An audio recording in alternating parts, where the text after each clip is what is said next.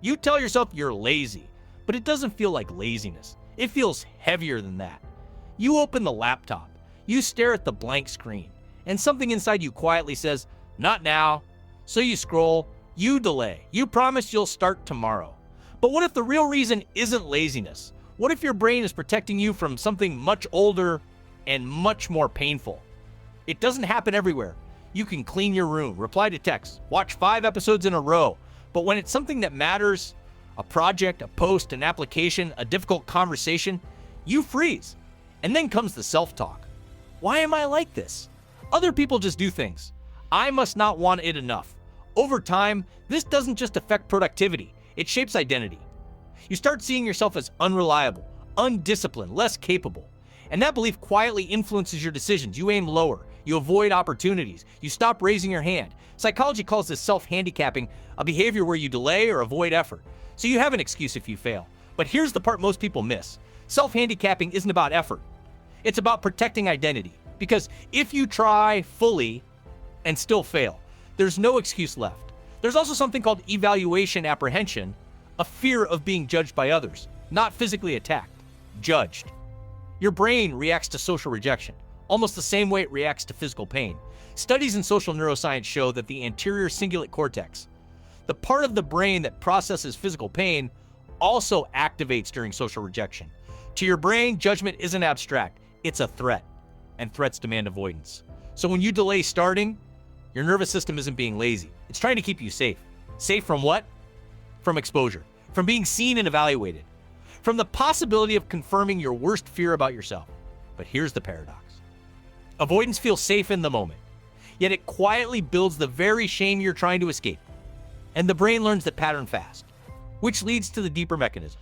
You are not broken, you are adapted. Somewhere in your life, being judged didn't feel neutral. Maybe mistakes were criticized harshly. Maybe praise was conditional. Maybe approval felt unstable. Your nervous system learned a rule: if I don't fully try, I can't fully fail. So procrastination became protection. Avoidance became armor. Laziness became our story. That hides a much more vulnerable truth. You care. A lot. And that caring makes judgment dangerous. But armor has weight. And you've been carrying it for years. Let's slow this down. Your brain has 2 major systems in play here: the threat system and the goal system. The goal system, largely involving the prefrontal cortex, helps you plan focus and pursue long-term rewards. The threat system, heavily connected to the amygdala, detects danger and triggers avoidance. When you imagine starting something important, your brain doesn't just see a task. It simulates outcomes. What if it's not good enough? What if people judge it? What if I fail publicly? That simulation activates the threat system. And here's the key.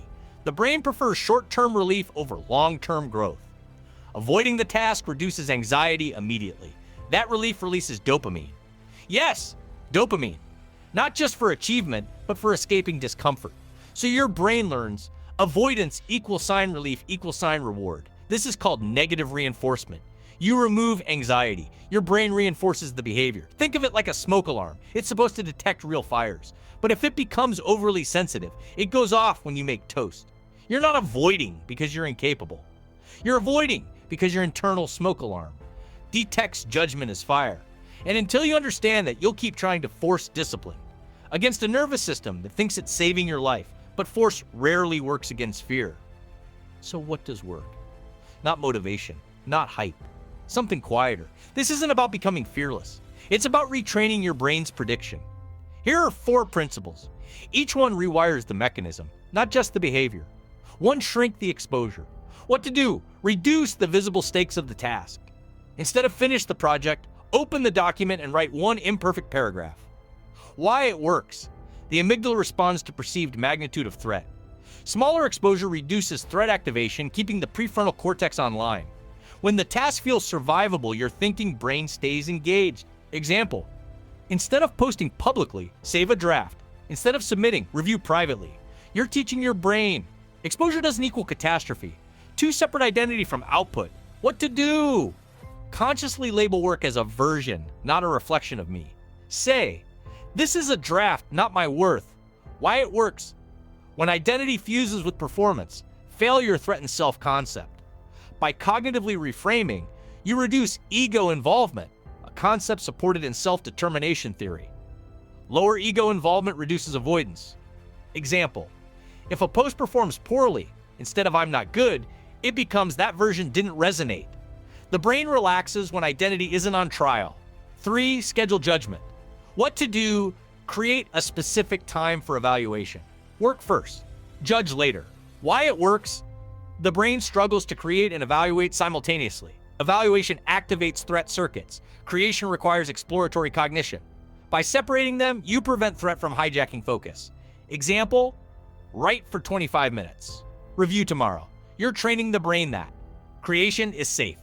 Judgment has boundaries. Practice micro-exposure to imperfection. What to do: intentionally do small things imperfectly. Send a message without rereading 5 times. Share a minor idea without over-polishing. Why it works? Exposure therapy shows that repeated, controlled exposure reduces fear response over time. The amygdala updates predictions when the feared outcome doesn't happen. You're recalibrating the smoke alarm. Example, post something simple. Notice, the world doesn't collapse. Your brain learns. Here's the mental model. You are not fighting laziness. You are retraining a sensitive alarm system. Every time you avoid, the alarm grows louder. Every time you take small, survivable action, the alarm recalibrates. This isn't about becoming confident overnight. It's about updating predictions. Your brain once learned judgment equals danger. Now you're teaching it judgment equals information. That shift is subtle, but it changes everything. You were never lazy. You were careful. Careful with your identity. Careful with your vulnerability. Careful with being seen. And that makes sense. But you don't need armor for every room anymore.